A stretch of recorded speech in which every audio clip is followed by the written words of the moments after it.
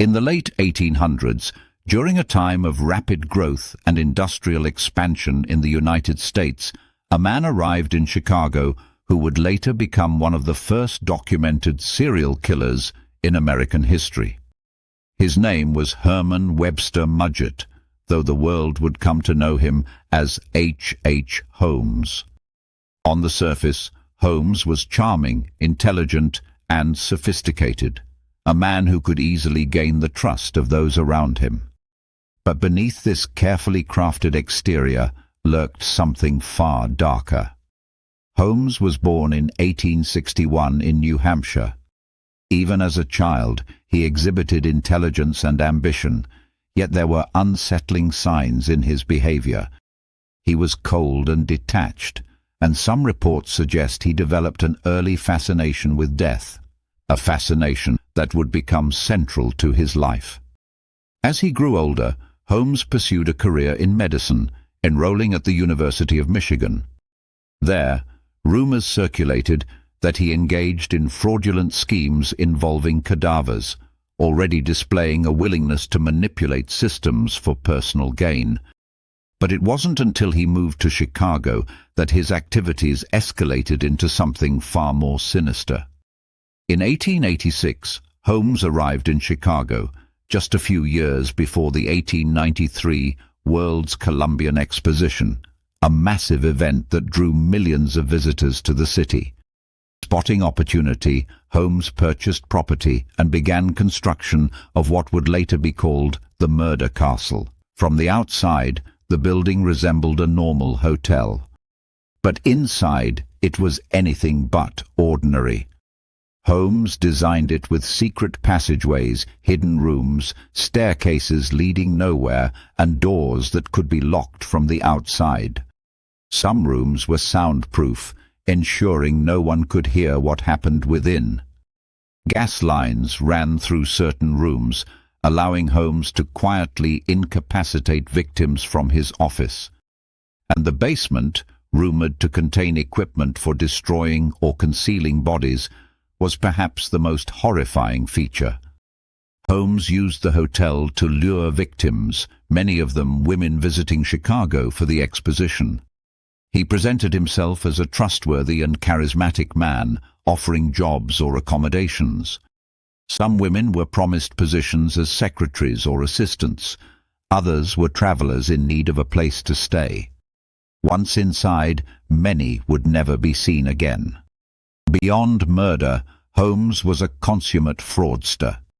He engaged in insurance scams, persuading associates to take out life insurance policies, only for them to disappear under suspicious circumstances.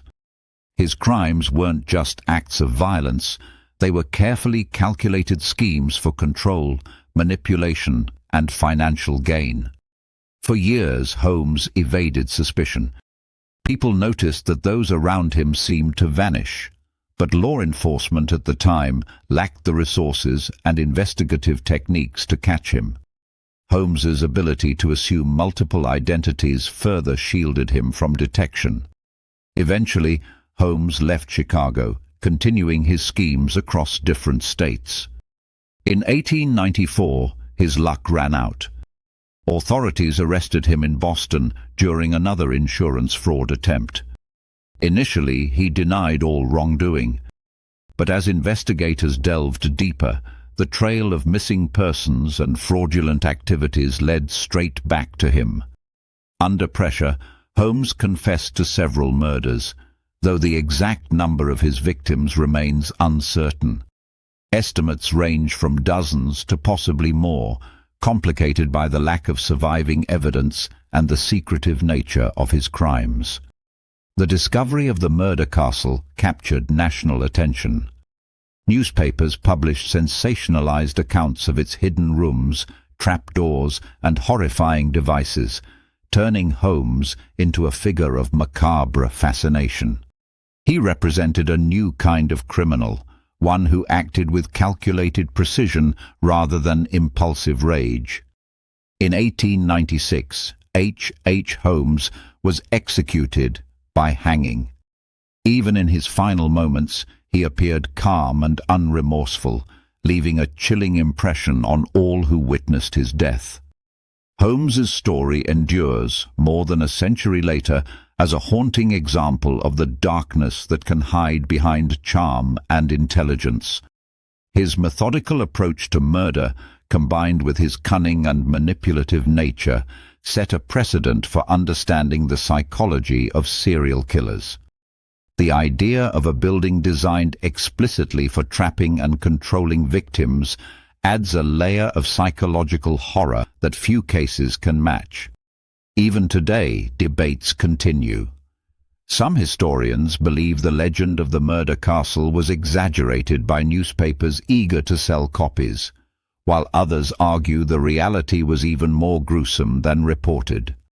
What is undeniable, however, is Holmes's legacy. His crimes remind us how appearances can deceive, and how the most ordinary-looking individuals can harbor the darkest of secrets. H.